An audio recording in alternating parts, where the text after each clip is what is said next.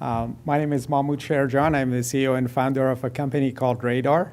We're out of Portland, Oregon, and we specialize in the really in the regulatory spectrum when it comes to incidents and data breaches.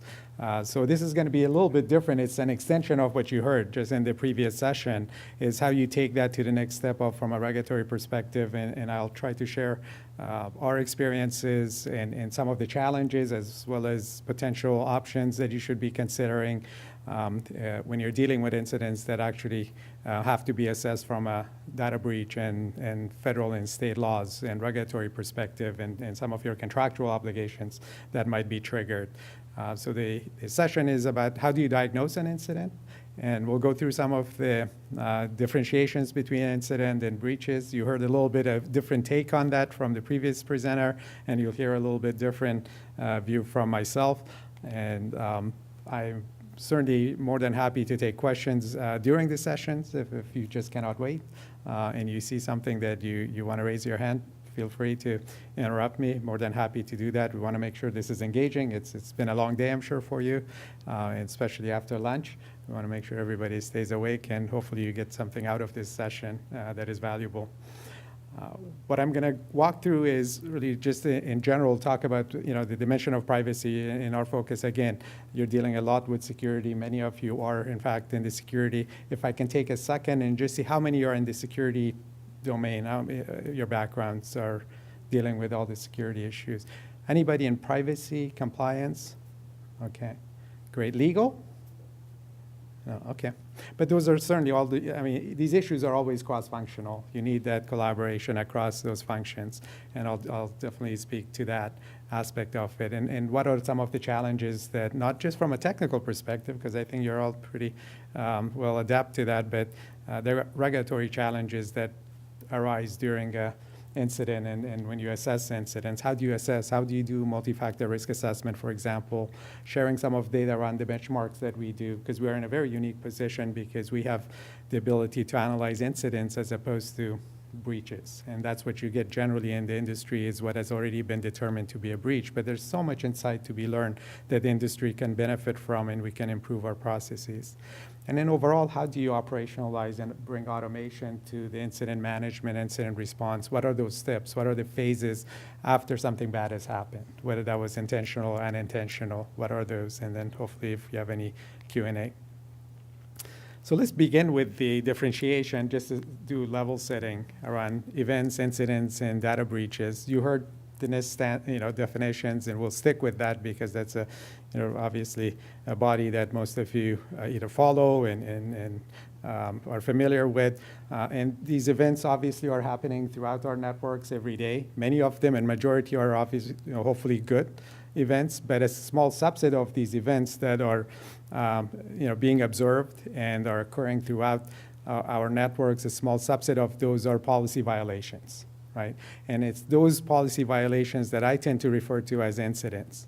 And within that subset, when there is protected health information or personally identifiable information, those incidents, again, going from events to incidents, and if there is within the incident any implication that may indicate either an unauthorized disclosure or a access by somebody who is unauthorized, or even anything that is inadvertent disclosure of personally identifiable information, those incidents become privacy matters. And that extends your reach from security and crosses over to the need for privacy to be involved. In many organizations, we're beginning to see more tighter integration between privacy and security, and that's when things really work better. I mean, you can reduce risk for the organization, whether that's public or private entities. I think the collaboration between the two parties is really critical because breaches are really not necessarily a technical issue. It's a risk to the enterprise or to the agencies, and we have to look at them in that context. There's technical aspect to them, but there's certainly regulatory aspect to them. So once you make that determination, then you can evaluate that incident with the privacy data involved, whether that incident now qualifies as a reportable event or a breach. And under U.S. laws, and there are differences between, obviously U.S. Laws as well as international laws in terms of what is considered a breach or not. But breach, it suffices to say that it's really a legal determination, as opposed to just considering a unauthorized access or an intrusion, calling that a breach. It's kind of dangerous to do that. You have to reserve that. If I can advise anybody, is reserve the word breach, because it has so many regulatory overlays that you may inadvertently create an issue, or a perception at least, for the organization if you call incidents breaches.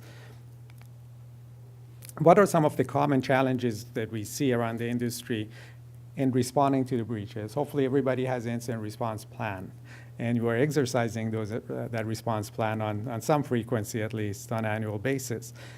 There's certainly, if incidents occur in the digital domain and it's electronic, oftentimes it may start within the security organization. You get notified, there's alert triggered by your SIM, or some of your controls trigger and you identify the issues, or somebody gets phished. You're gonna investigate that from a IT perspective. You might conduct forensics, but at the same time, you may have incidents that are just on paper, and I'll show you some data how much of this world still runs on paper. But regardless, those, there's a consistency that is required in how you assess those incidents. How do you perform what is called a multi-factor risk assessment to make sure you make that determination? Do you have to report this to any of your regulatory authorities or bodies with whom you have obligations from a legal perspective or contractual perspective? So the consistency to make sure you're not over-reporting or under-reporting. Both are bad, right? You don't want to over-report because you're just nervous and worried, and you're going to just err on the side of being safe, and you over-report or under-report. You need to have a consistent process in place to help you and score those incidents and quantify that risk, and know whether you know where the boundaries of the threshold for, based on the definition of breach, according to whichever jurisdiction you're trying to comply with. And in California, we'll talk about the complexities are much more, I guess, enormous relative to many other states, because California always tends to be in the forefront, in the leading edge of the privacy discussion. If the processes are very manual, very ad hoc, we know we all get up in the morning from one side of the bed or the other. So if you leave it to how we feel and perceive the world on each day, we are likely to have very inconsistent judgment in terms of our assessment of these incidents. So this is why we always advocate bringing or establishing some very quantifiable process that is defensible, that is reproducible. And then how do you also keep up with all the changes? There's so much change going on in the privacy domain right now. If there's any industry that is growing and it's mushrooming, is the privacy space. I don't know if anybody is a member of International Association of Privacy Professionals. It's an association that is just growing. It's reaching over between 30,000 40,000 members. Lots of people from the obviously legal community, but privacy, security, they are becoming members because the complexity of this issue keeps growing. From a regulatory complexity, and that's what we'll focus on today. Again, hopefully this won't bore many of you because of, and I think that your security expertise and depth can actually be extremely helpful, because this may be an area that on a day-to-day basis you may not touch. You may not spend much time to understand the implications or the nuances that are constantly there, affecting the outcome of some of these incidents that you're encountering. So having that relationship between security and privacy, and making sure that all the artifacts that are created within security, there's a central way to capture those and make sure that between the privacy and security, that information is shared, so you can have a collaborative approach to how you assess these incidents. And in dealing with all these regulatory complexities. Today, if you're, obviously California, you get people from all over the world, if not, let alone all over the country. Every chance I get these days to come to California, I used to live in San Diego, so now I'm in the Northwest, and it's cold and rainy, so every chance I get to come to California, it's a pleasure. But you do get people here, and so to the extent that you're, at the county level or state level, you're providing services, as well as many institutions, the public and private institutions in the state have to deal with tremendous amount of complexity. Within California, we'll talk about that separately, but just across the nation. If there are just so many obligations, there's at least today 48 states that have their own data breach notification laws, in some cases more than one, California being one of those. We have the territories. We have sometimes maybe certain domains or certain, for example, insurance. If you're in the insurance industry, there is industry-specific bulletins around what is a breach, who do you have to notify, and when and how. And sometimes they're in conflict. They're not consistent, and there lies also the challenges. Who do you notify, from attorney generals to departments of health and various agencies? So these may all trigger. When it comes to the breach, or at least data privacy regulations, I meant to say, California tends to lead the nation. And I think being that California was the very first jurisdiction that enacted data privacy and data breach notification laws, I think, and also California followed with adding, protected health information as part of the definition of the protected information under the various rules. We have civil code here that governs electronic data only, and then we have health and safety code that governs both electronic and paper data, and is applicable to providers. Generally speaking, there's some nuances there. If you're in the insurance world, you have to deal with Department of Insurance.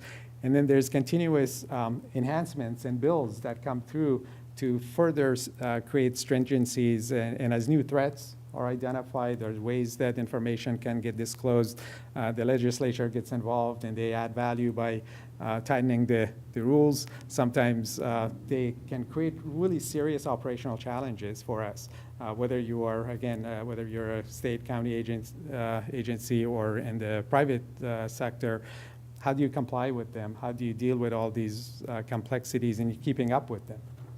Knowing that there's a new bill coming along, and what are the implications of that on your security and privacy workflow? Do you have to be monitoring for something new now? Is there a new data element that may get included as part of what needs to be protected? We all think of, well, Social Security, of course, and maybe there's your health information, but what is biometric included or not? And what kind? Is your DLP now has to monitor for that and make sure that you detect that information? And if so, how sensitive is that information in the context of an incident? How do you determine all that without a fairly robust process? So that's the challenges that everybody in the privacy and security today is facing. How do you deal with these complexities? And one of the areas that cannot be forgotten in the incident response process is your obligations that are contractual as opposed to just regulatory. In many cases, we see a lot of our user base and clients have contractual obligations that are far more stringent than regulatory requirements in terms of reporting when there is and there's typically two triggers. One is report any incident with personal information, or at least incidents, security incidents, so-called. And the other trigger may be report to whoever the data owner or controller would be if you are the, let's say, downstream entity that is processing data, or you're a subcontractor, to report all data breaches. So again, those are either or combination triggers that we see in all of the what is called the business associate agreements or data protection addendums to your contracts. So how do you make sure that you're compliant with those? Today, everybody is mightily challenged, and they're tremendously, I think, under pressure to ensure their compliance with those contracts, because the triggers may be 24 hours, maybe 48 hours. And oftentimes that's the case because the other party wants to know immediately. And what is immediate, and how do you even find time, within that limited amount of time, how do you even investigate deeply enough to be able to provide sufficient information without having some level of automation and some level of, going through all these contracts at the time to know which ones are triggered between, let's say, I think even within counties to state agencies, you may have, whether it's the public health or whether it's social services, various county organizations may have contractual obligations also to report incidents to maybe the state agencies. How do you make sure that you're on top of those, that when you are assessing incidents, you know whose data you might it might be involved in the incident and who should be notified by which method and within how long. So those are complexities that there isn't really a solution out there today other than what we have built and incorporated into our workflows and infrastructure to help you manage that complexity and be able to help you with that trigger.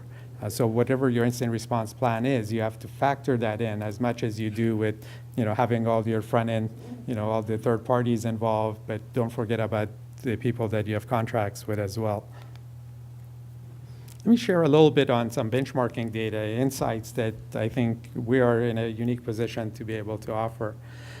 When you have a incident that has personally identifiable information or protected health information, for example, and again, that's, I think, the beginning of the consideration. Is this now, could that likely be a data breach or not? Can you keep it as an incident and risk mitigate it sufficiently and record it, document it? Because remember that every incident that has personal information or personally identifiable information or protected health information, the burden of proof is on you as an organization. We are guilty until we prove ourselves innocent, which is completely the opposite of our criminal system.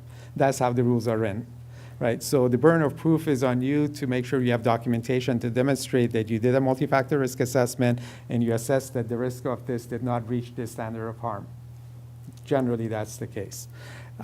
So if you, first of all, if you are able to do that, hopefully, and you have a process to go through, you can, and we can demonstrate with data that about 2 out of 10 incident is likely then reportable. This doesn't mean, I don't want this to get misconstrued or misinterpreted, that the majority of your incidents are not reportable. They could be very well be reportable if you are not careful to detect them on time and risk mitigate them where the rules, there are risk mitigations that are actually written in the rules that are accommodated. You can do data recovery. And again, here I'm not talking about in the hands of malicious third parties, ransomware, and all of that, because those are difficult because there's even data availability breaches now as part of the rules. But when things happen incidentally, when oftentimes there are mishaps, there are process breakdown, incidental information gets disclosed to the wrong party with whom you may already have a relationship. Let's say your information goes to one state agency versus another, and they were not the intended recipient. There are accommodations in the rules where you can do recovery. If you can document your recovery, you can get certain attestation or demonstrate that that entity also had obligations to protect that type of data. So there are certainly, if you know the rules, how to make sure you stay within the bounds and your risk assessment demonstrate that knowledge and captures it and scores that incident, you can keep those from being reportable. Otherwise, you're over-reporting. And you're over-reporting because you may not know, you might fear that this should be reported. I think fear is not a good way to manage incident response. But we can, with data, demonstrate that a substantial percentage of incidents, and these incidents, again, don't get me wrong, we all try to have good practices, but bad things happen. And many of it is just inadvertent issues. Employees, as long as we have humans in the chain, we make mistakes. Right? Sometimes they're malicious, but oftentimes they're totally innocent mistakes. And sometimes we bypass policies because we want to do things more faster and more quickly, not knowing the ramifications. So there's all these human factors that play a role, plus all the malicious things that could be happening out there that you feel like a little bit under siege. Again, there's hope that if you have a good process in place, you can contain majority of the incidents. I had heard over at least 25 years ago that we're going to live in a paperless environment, office environment, and where technology is going to take over and everything will be electronic. We're getting there, obviously, much more slowly than anticipated, but we still today live in a world with a lot of paper. This data is actually from our 2016 analysis. Again, these are thousands of incidents. This is not just 10 or 100 because we have metadata for thousands and hundreds of thousands of incidents at scale. And we're right now doing our 2017 benchmarking to see how this has changed. It is true that when there is electronic incident, the likelihood of disclosing or compromising many more records is more than generally based, when you have a compromise that is paper-based. But the volume of paper there's still people in healthcare, people in even banking. There's faxes that go on. I was in a bank yesterday, and I was doing something that was a little bit complicated with my brother who was in California, and they still had to print things, copy it. They mailed it, and she came back going, "Oh my God, I think I typed my email address wrong." So I don't know where that went. So things happen all the time. And so how do you make sure that you have a process in place? If you're a privacy, you're a CISO, you're a compliance or legal, you have to make sure that you have a process that works for all of that, because data is data. And you have to know which rules trigger, or govern paper and which ones don't. But in general, across these major industries, you can see that the role of paper is just tremendous. So you have to have a process to handle that. We see in some of our client organizations where paper may come directly, and an incident that is paper-based, they might come directly through the privacy team, and electronic incidents usually come through the IT and security teams. But to the extent that the CISOs and chief privacy officers are really collaborative, that there's all this collaboration, and through our platform, they share information, and it works really well. But when there are silos, that's when things are not as smooth. And then the third-party risk. We hear so much about the third-party risk, and our data has some interesting insights. The third-party risks are generally if you are acting as a third-party processor for other entities who are the primary licensee of the data, which they're also referred to as controllers or data owners according to state laws. We're seeing that amongst these thousands of incidents we look at, that not that large percentage of incidents are caused by these third parties. However, entities are more likely to report those, classify them as breaches than not, proportionally. So when we look at the data, we see that it's almost maybe 40-60, even though the sources, the majority of source of things going wrong are internal to the institution, internal to their organization, not by third parties. But when there's a third party issue, those tend to get reported more often than not. But that's an interesting insight, because you hear, when you read information, that up to 40% of reported incidents, and I think that is true, but the proportion of incidents within the institution is much larger. And let me shift gears here for a second and cover how we look at the phases from, again, regulatory perspective, because you already went through in the previous session through all the details of the technical investigation, analysis, the remediation, the containment, eradication, all of the NIST 800-53 processes, and you're well versed in that. And what I want to add to is, once, while you do that, and oftentimes in parallel, while you're actually going through that containment and eradication and bringing those systems back up, there has to be, in parallel, a process of, now, did that incident that we're dealing with, that security event, an incident, did that trigger any regulatory issues? What is the risk to the organization? What's the risk to the agency?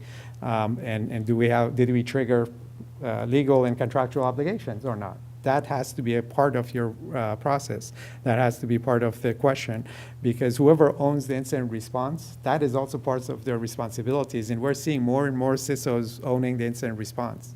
We're seeing more and more CISOs asking for regulatory help because they are the enterprise's risk managers, in other words. So not having context around regulatory issues just leaves a big blind spot. And when you're dealing with general counsels, with privacy team members, you may not be on the same page. So that's the importance of having this, having access or having the ability to look at incidents from regulatory perspective as well as security and technical perspective is really important to be fully well-rounded as an organization. So we've broken that part, the regulatory piece, into 5 major phases. And the first phase is that escalation phase. How do you now inform the right legal and privacy and compliance team that a new incident has come up, right? So there are many ways that you can do this. certainly, I mean, if you have a SIM and you can push that information to whichever platform you have chosen or whether you have built it in-house or third party, that helps you in your management of incident response from both legal and regulatory as well as contractual perspective. Or it could be, sometimes this could be a manual process, and unfortunately that's the state of the art is in many cases, and it's beginning to change. So having the ability for all employees, again, we even heard before that there's oftentimes your employees can be your eyes and ears, and I think that comment was made in the previous session. Just training and creating awareness that let the professionals, the subject matter experts determine the issues, whether that incident or a disclosure or misdirected information is a breach or not, but at least escalate it. Bring it to their attention so they can do an analysis.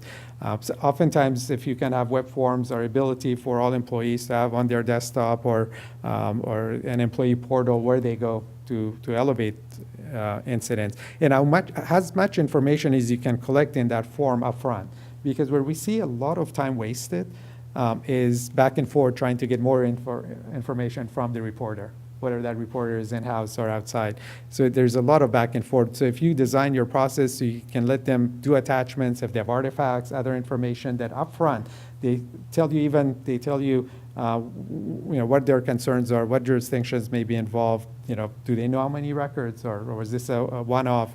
As much detailed information that they can escalate upfront would be really helpful.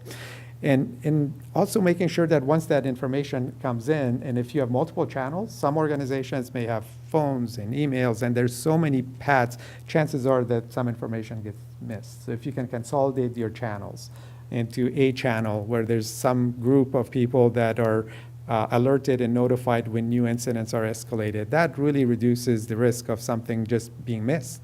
So everything can be attended to or at least reviewed by the right privacy team or security team. If you're more sophisticated, you have APIs, I mean, you should demand that from any system to make sure that there's automation, nobody's double keying anything. So if you have a SIM that is detecting, because to me a SIM is, you're looking for, it's a haystack, and what the process I'm talking about is there are needles within that haystack that have privacy data. And that's what you don't want to throw everything to the privacy team to assess. You want to just look for those needles and be able to automate the process of pushing that to the privacy team so they can begin the process of investigation and determination if do they have a breach or not. Again, having the purpose-built solution is really important, however you design it, however you implement it. Because everybody there's an ecosystem. We all have many of these systems in place. There are DLPs, there are SIMs, there's some have GRCs in place with different levels of success or lack thereof. There's ticketing systems. We have so many things. I think the gap that I'm trying to address and we have tried to address is a lot of them are great detection and some prevention, which is all important. We have to do that. But issues do arise. If they didn't, we wouldn't all be here. So how do you deal with the ramifications once something goes wrong? And how do you do that investigation? How do you make sure that all that information is then centralized in a repository where if you get audited by regulators or you get internally audited, how do you make sure that all your security investigations, the records, and all the the chain of custody is all in one place, and making sure that there's a way to manage all that information, and the fact that the documentation is preserved and it's in easily accessible, but also in a defensible manner.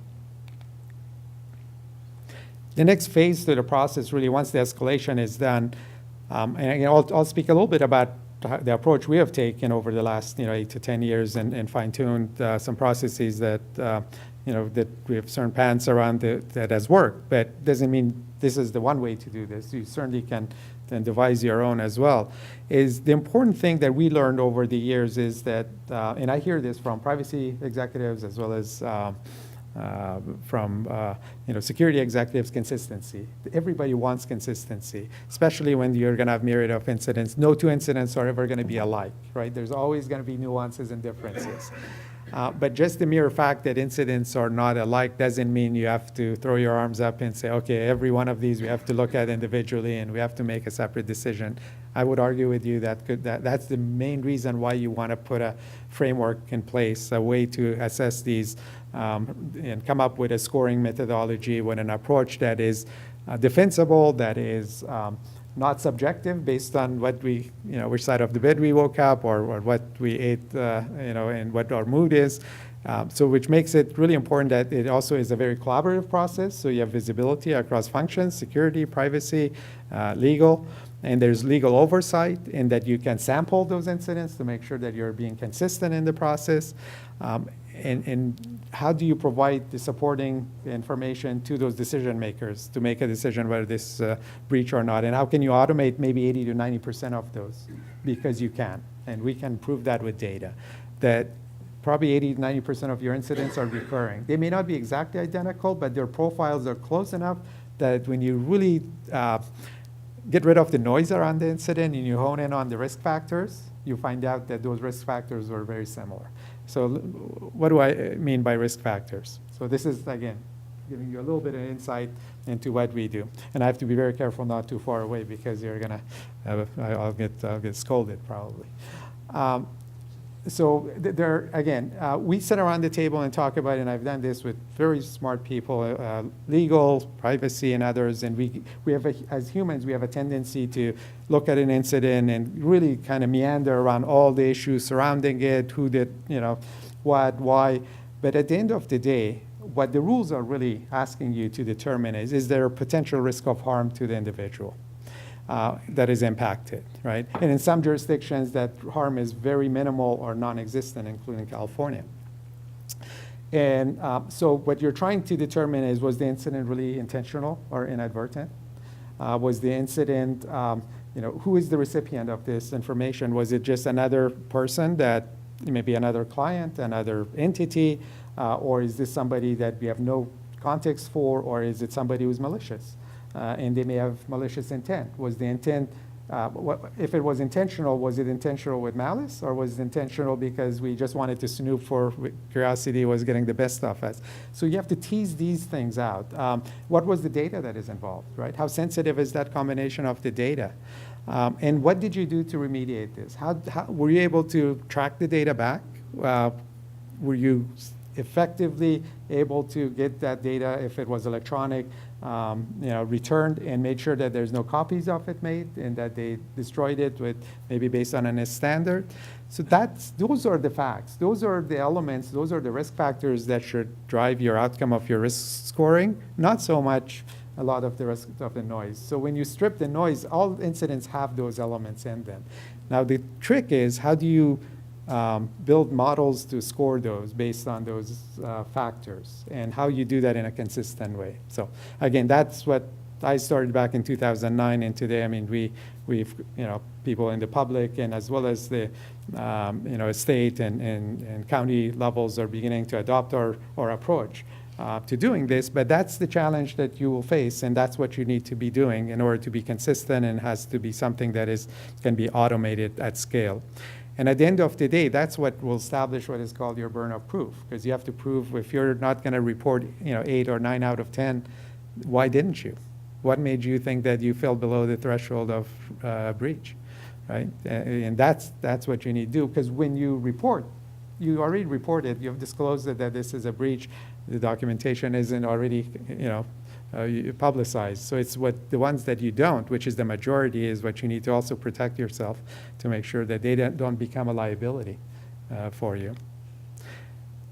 And notification is another area that you can, again, spend a lot of time trying to deal with, depending on how often are you notifying. Now, California certainly has some challenges because the way the rules are written, the room for, there are some exceptions in the rules, certainly, that if your incident profile matches that, you can reduce it. But in general, especially in the health and safety code arena, it's really those disclosures are the risk of or the chance of you having to report them are extremely high because it's hard to qualify for much of the exceptions, although there is certainly room for that, and as long as you go through your multi-factor risk assessment.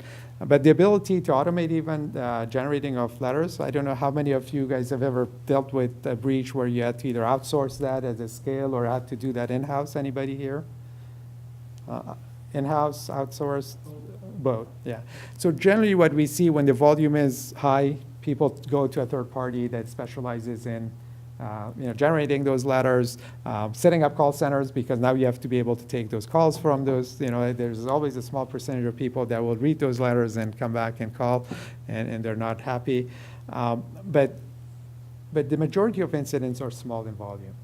I mean, really, these may be 1 to 4 or 5 individuals affected, or 10.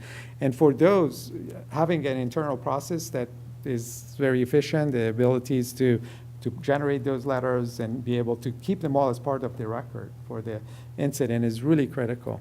We got actually pushed to do that part because we were just trying to be not get into the service part of business, so really just the product and software. But we realized the importance of having that type of capability within our framework, within our system, because we noticed that so many of these can be onesie twosies. You want to have the legal, I never recommend just downloading a template off of the web and saying, oh, okay, this is what we do. It's really a sensitive matter. It's the reputation of your agency. It's the reputation of whether you're a county, state, or an entity outside. And so it has to be, I think, legally reviewed and council approved templates that you should have in place. Whether you're going to send, you can have an attorney general template, you can have an individual template, but making sure that you follow those. But there's so many nuances of knowing what information should be in or not, because there are jurisdictions that will tell you, if you're in Massachusetts, you cannot put what happened and why, whereas other jurisdictions will tell you have to explain what happened and what did you do to correct it.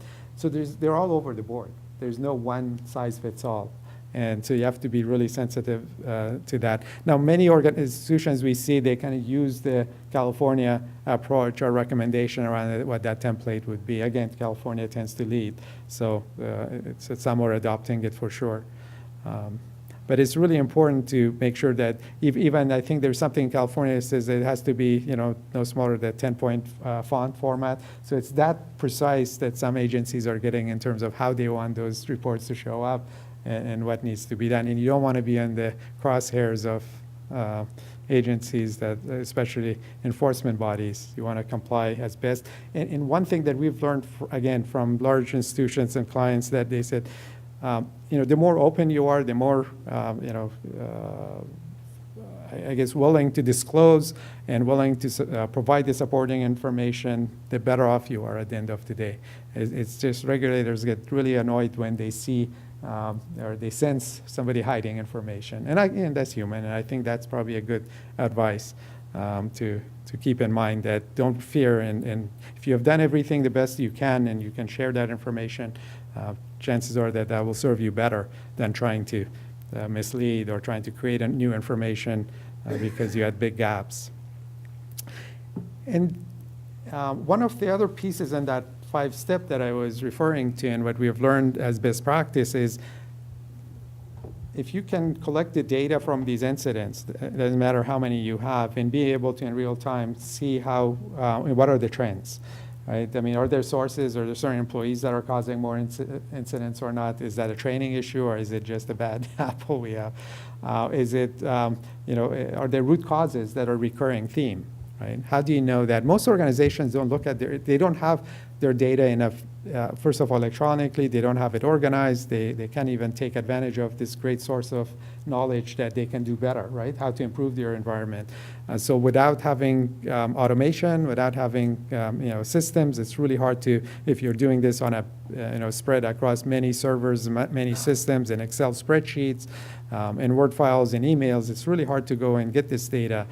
In many institutions we see is now they're trying to provide board level, quarterly board reports. They're being asked management reports.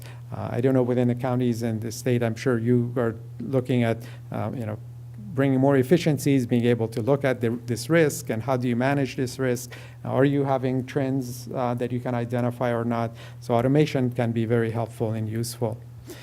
And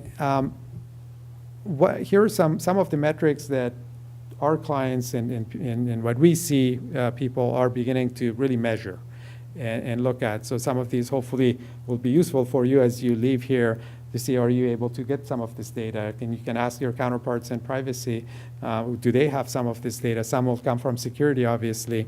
The number of incidents for sure, I mean, that's an easy one you should know. Is that on the rise? Or what percentage are paper versus electronic or verbal visual? Can you track that type of information? What percentage of your incidents end up being data breaches? Do you do any voluntary notices or not?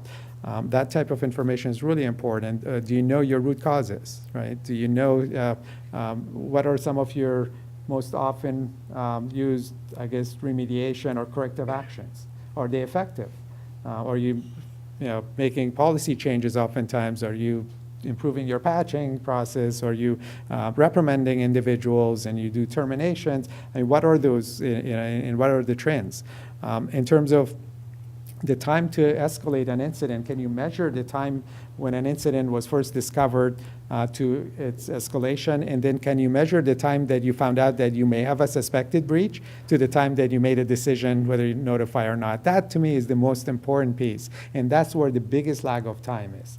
From the time that you find out or somebody escalates or tells you, depending on whatever channels you use, that we think that something was misdirected or we have noticed some anomaly on our network, and here's some of the suspected data, to the time where you decide, is this a breach or not? We actually can measure that, and it varies, and the timeline can vary. It could be days. Oftentimes it is. And now in Europe, at least under EU, under the General Data Protection regulation, the requirements is really 72 hours to decide and report that to the supervisory authorities in EU. Now, there are stipulations. I don't want to oversimplify it, but that's the kind of trigger. If you're in New York under the New York DFS, you have 72 hours to notify. It is, in California, it used to be 5 days under certain rules, and now it's 15. But it is, just knowing that decision time, and that's where you will spend, if not waste, the most time, because people don't agree. And without having an objective process of how you score an incident, then we keep on, plugging in our own perspectives and subjectivity to the issue, and we go back and forth and spend a lot of time. And that can create delays, unnecessary delays. That means you could miss the timelines for notice. So that's a really important metrics to see if you can track. And then last but not least, just monitoring. You need to have a process in-house to make sure you can track that are there new rules within your own state that are impacting the agencies, and whether it's county level, state level, or some of your other partners, that are rules that may be in flight, coming through, that may have passed, and if they do pass, have you spent the time to do the analysis to know what is that going to make a difference in your security and privacy workflows? Should you be factoring that into any of them? Have they added new data that is now protected, whereas in the past was not governed by, maybe it's the health and safety code or the civil code, maybe there are changes. Are you tracking that information? Are there new bulletins? Are there any other agencies that now expect certain additional notice and requirement, and when, how, what is their timelines, and who do you notify? So all of that takes time. It takes time and energy to make sure that you stay on top of it. We tend to do all that, and through our platform, we publish all that information. But generally, you have to, sometimes you may, what is state of the art today is oftentimes organizations, sometimes you can buy services, but the analysis part doesn't come with it as much, or you outsource that to a legal entity. I mean, those are all options. We make that all part of a platform that we provide to our clients. And then in terms of how do you establish, anytime you go back to your organization and say, well, we need to improve this area because we heard about it and I think we may have some gaps and issues, you always have to justify. And so everything is about, risk versus what's the investment and what's the risk reduction. And this is, again, an area that most organizations struggle with.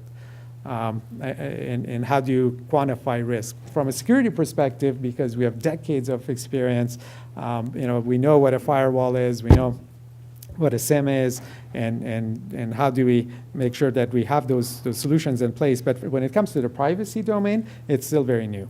The metrics are not necessarily there as mature. There are very hardly any platforms that can do this. I mean, there's nobody that's doing regulatory work like we do. So it can have some challenges, but these are some of the ways that you can look at your privacy and regulatory compliance, I guess, current processes, and determine if you may have some gaps, and how efficient are you, what's your decision times, are there risks potentially, is there any risk to losing a contract between yourselves and another agency, or is it just the regulatory issues, is there, do regulators, what's your relationship with them, how often do you have incidents, what's the volume, does it justify investment, or is doing it one-off, is that adequate? I mean, these are the issues that you are going to have to grapple with.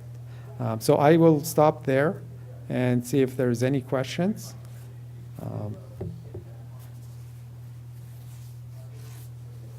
Everybody awake? Okay. Everybody at least pause. Is this an area that on a day-to-day basis anybody deals with this or have had to? Okay. Let me ask it differently.